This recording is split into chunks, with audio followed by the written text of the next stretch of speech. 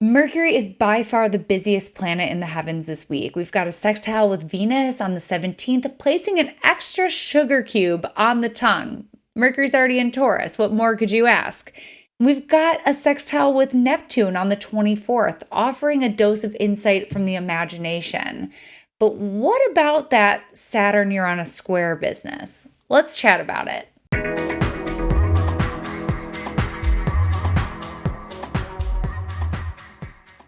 It is one of those rare and special quiet weeks in the heavens in astrology. But this week, Mercury is getting all the action from the sign of Taurus. So let's break it down. So the first one is that on April 18th, Mercury is going to conjoin Uranus. But what this is sort of doing is it's also activating the Saturn-Uranus square. At this point, these two celestial bodies, Saturn and Uranus, are about 10 degrees apart. However, they still will get within 1 degree in September. So what Mercury is doing is sort of re-energizing this story. We've talked about it a lot on my channel. We've talked about it so much because it's something I'm paying so close of attention to, because I think all the big changes that we're seeing in the world, many of them go back to this Saturn-Uranus square, which is going to kick up during this upcoming eclipse season as Saturn and Uranus enter the crossfires of the eclipses. It's big, and this is what is changing the infrastructure of how we live and how we work. I mean, my gosh, we have like self-driving car technology, and that is really becoming so much more popular right now. Like, yeah, we had it before, but now like so many different car companies are starting to include it. So we're seeing all kinds of technological advancements that are coming into our consciousness and into our reality with this Saturn-Uranus square. I think Mercury, because Mercury has such an influence with technology and how we get from A to B and how we transfer information from A to B, I think this activation will be huge. So first, let's talk about Mercury's conjunction with Uranus on April 18th. Then we're going to segue into Mercury square with Saturn on April 24th. So we may experience these two things very separately in our personal lives. The first one is going to be Mercury's conjunction with Uranus. This is woo-woo. This is a wake-up call. This is an activation of our mind. There may be something really high voltage or really high energy sort of coursing through our mind or our body. Some people find that they feel anxious when these aspects come up, or they get nervous. And what that might be an invitation to do is to move something, to bring an idea forward, to take the leap on the thing that you wanted to study, or to start the new book. If starting things is hard for you, this can be the thing that kind of gives us the nudge. Although we are talking Mercury and Taurus. So ideally, as I mentioned in our Mercury and Taurus video, there's something that we're focusing on in a way that less is more. Hopefully Mercury in Aries helped you check a million things off your to-do list. I know it did for me. So Mercury in Taurus is going to help us prioritize where our attention needs to go. Maybe by the time you finally have the space to do that, these light bulbs are going to be going off with Uranus, this conjunction with Uranus on the 18th. There's something really illuminating that this aspect offers, something that might strike like lightning in a way that, oh my gosh, I never realized that before. I never saw it like that way before. Oh my gosh. So it can be a little bit of a wake-up call in that way, but it can also be exciting. It can also be activating. It could be a stroke of brilliance. Are you a writer? Are you a diviner? Are you a teacher? This could be a really great aspect for you in the sense that you might just be teaching about something and the words just flow out your mouth where, gosh, I learned something too, as I was saying that. That happens to me sometimes in client sessions because, Mercury is a conduit. It's not always what is coming from here. Sometimes it's coming from somewhere else, So Uranus really helps accentuate that possibility of information is coming in rapidly and it's coming from somewhere else, and the pieces are just kind of clicking together. So it could certainly show up in that way where you're just like, oh my gosh, like I gotta write all this stuff down, or I gotta get on social media and I got all these tweets I need to roll out, you know? So it can really activate us mentally and really stimulate our need to communicate or our desire to communicate. On the other hand, it can feel like tense. It can feel like anxious, like I need to really move this energy.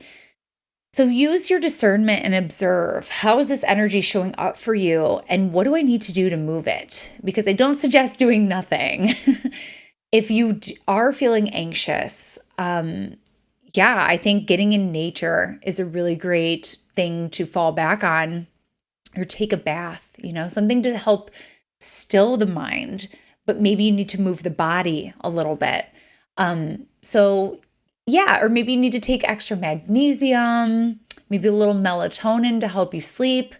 But either way, this will definitely be stimulating us mentally.